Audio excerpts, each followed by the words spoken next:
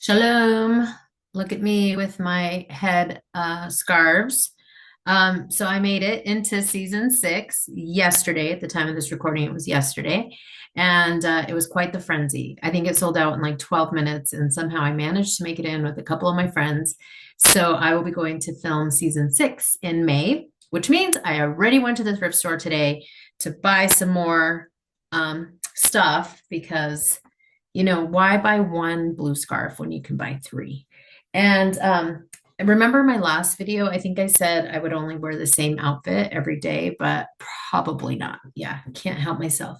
So I'm piecing together my costumes, and so more will come. My video diary will continue on. But welcome to part 2 of my video diary of being a background extra for season 5 on The Chosen. And in this video, I am giving you some insights to traveling to Utah. Now, don't end the video right away. You're like, who cares about going to Utah? But the Temple Mount or the Jerusalem set is there in Utah. And maybe you didn't know this. And of course, I told you I'm a Bible nerd. So I'm going to tell you some fun facts about the temple.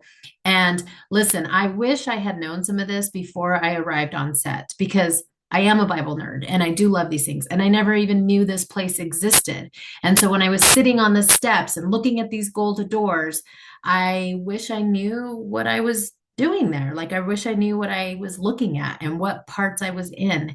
And so now I have all the information. So I know I'll appreciate it more when I arrive on set.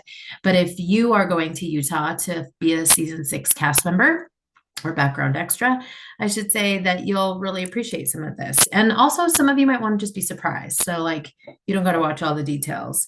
But part of the fan experience of being a background extra, I think, is the anticipation of like going shopping at the thrift store and already pre-wearing your sandals so that you don't get blisters on your feet. That's what I'm wearing right now. And so Provo is about 40 minutes away from the Goshen site. And I carpooled with my friends. It was right off the highway, pretty easy peasy. The nice part about being in Provo is I think that's where some of the cast members might stay. I don't know if it's the same this time, but it certainly was true last time. We ran into Jonathan Rumi at dinner one night, and we also ran into Amber Shayna Williams, who plays Tamar, at dinner. We did not disturb her. She was eating, but it was a total fangirl moment to see them in person. We were at the table right next to her. Anyway, this time we are staying in Spanish Oaks, which is about 30 minutes away from the set. So if you are going to be a season 6 background extra, I highly recommend joining the Facebook group page for season 6 or the Chosen Extras page so that you can find more helpful information if you're still unknown of where you're staying and finding accommodations. And it's also where you can meet other people and carpool with people too. You will have to arrive on set at around 6:30 in the morning to check in at 7. Again, check your call times. This was just my experience when I went. And then the other tip I have for you in driving into the set is stop and get your coffee. I did because I can't be without it that early in the morning. And they do have coffee there, and there's a line, and sometimes it would run out and you'd have to wait for more, and so on and so forth.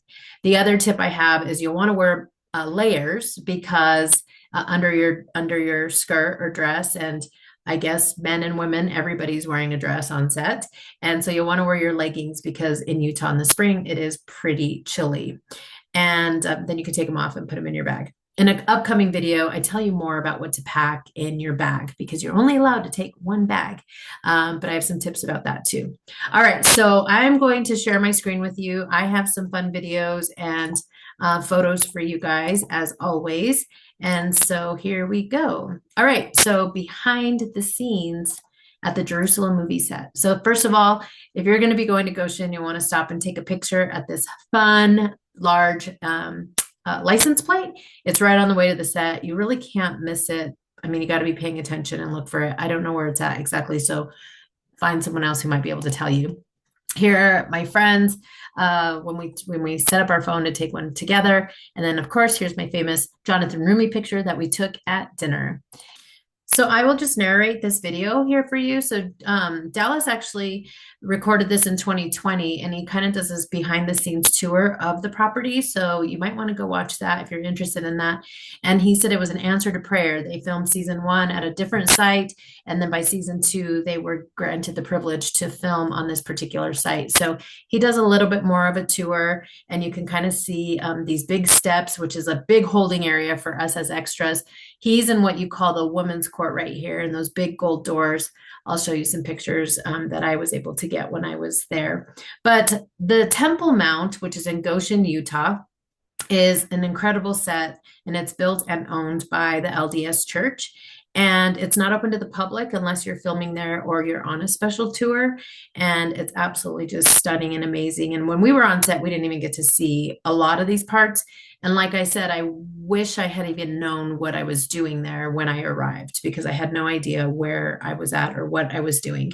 And so it is one of the most authentic biblical sets in North America. It covers about 900 acres and has hand laid stonework, and it was historically researched and built. The attention to detail is insane. It's modeled after the second temple, which I will explain more what that is. It would have been called Herod's Temple. Maybe you've heard that. And it would have been the same temple that Jesus himself would have visited during his lifetime. The model, obviously the original. This is what it's modeled after. So the Temple Mount that you see in The Chosen was built to scale and has these beautiful, amazing giant columns and courtyards and inner chambers to simulate even where the guards or the priests would have been. So you'll want to watch that video. Let me get to the next slide here. So here's some still slides. I found some of these online, and then some of these were from set, taken from another person who posted them. But anyhow, so that you can see these great big columns. This is what you would call the Gentiles court. These ones where the tents are, and this is what we filmed on set in the scene. And then obviously these steps and these gold doors, that stock photo of the Jerusalem set on like Wikipedia. And that would be like leading into what would be the, Holy of Holies. So here's the image. Here's an image of King Solomon's temple. So King Solomon was the first. This is the original temple built in 957 BC. Very lavish, very intricate. Like all the nations contributed to building this amazing world wonder, really. And it was overlaid with a ton of gold. And sadly, of course, it was destroyed by the Babylonians in 586 BC. Lot of Jewish history, a lot of division that happened, and sadly they were taken into exile, which is a huge part of the Old Testament if you ever get to study that. And then in about 500 years before Jesus, in Ezra, the book of Ezra, chapter 6, you will see that the temple is rebuilt after the exile. So after the Israelites are able to come back, and it is referred to as Zerubbabel's temple, or the second temple. And then it's renovated because it's over the years, over those 500 years, it's constantly abused and in war, out of war, all the same things. And so Herod the Great renovates the temple around 20 BC. And this is about 50 years. I'm sorry, I should be on this slide because this is the image, about 50 years before Jesus. And I think this is the image as a replica of what is called Herod's Temple. And so when you look at the Jerusalem set, at the Temple Mount movie set, it was modeled similarly after this temple. So the second temple, and I have this image here because it's helpful to see it from this particular angle. These outer courts, and I don't know if you can see my mouse pointer here, but these outer courts where the columns are, is what's called the Gentiles court. And, Gentiles meaning anybody in the world would come. And so it's fun because in the filming for The Chosen, you could dress as a Greek, you could dress as a Roman, you could dress as some of these other tribes, and then you could also dress Jewish. And so there are different costume costuming for different parts that you would be playing. And a lot of questions that, and I'll address this more in my costume video, is which costume should I wear? And there was really only one scene that I was filming where you did have to be Jewish, meaning you, as a female, you had to have your hair covered. And that was because they were filming scenes of people coming in and out of the women's court. And so the women's court is interior here. If you see these little gold doors in the front, that is called the women's court. And so Jewish women could go there. That was the furthest into the temple that they could go. But any foreigners were not allowed to enter. In fact, there was a sign posted outside of the temple entrance into the inner courts there that said no foreigners may enter, and anyone caught would be responsible for their own death. Like they would die, they could die by that. And so those, you'll see here, let me play this video.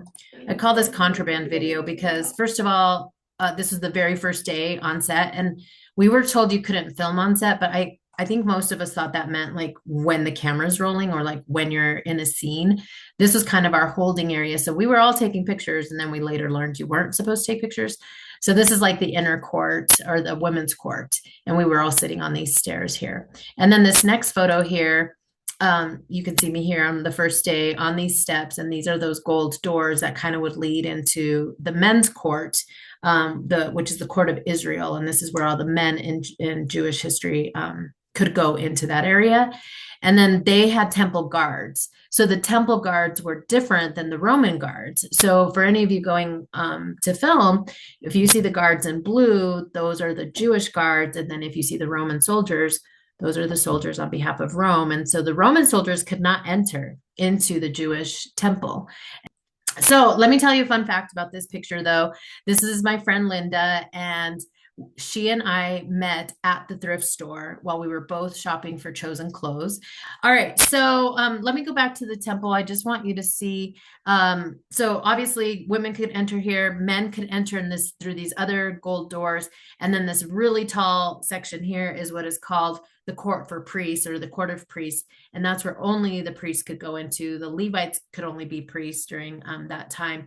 And then inside of there is what's called the Holy of Holies. And this is like the holiest place of the whole temple. And this is where the Jewish high priest once a year would go in to make atonement for all the people.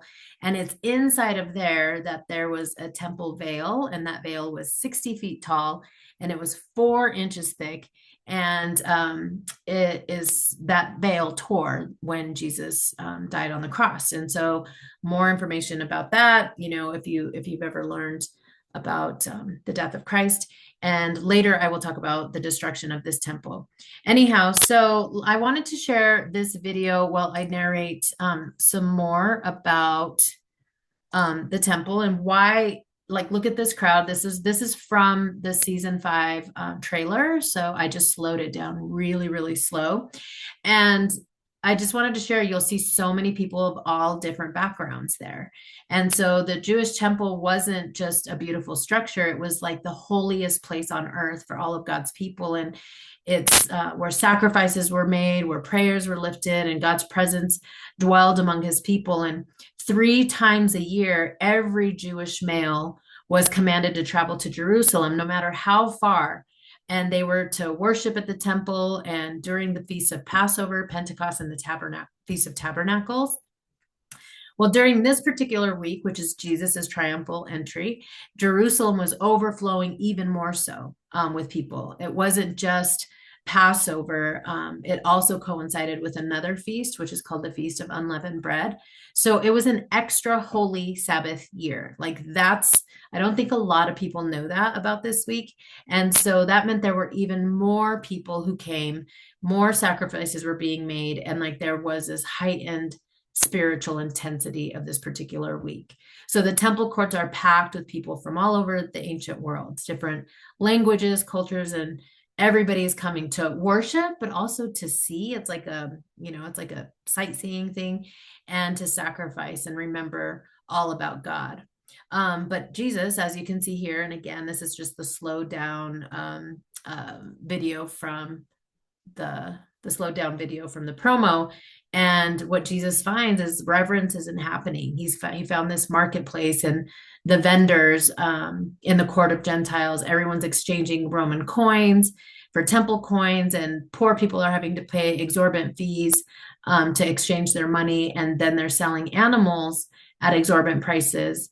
And they basically just turn this whole sacred space into a scene of profit and exploitation. And so it was supposed to be a place of worship for all nations. But as Jesus said, it had become a den of robbers.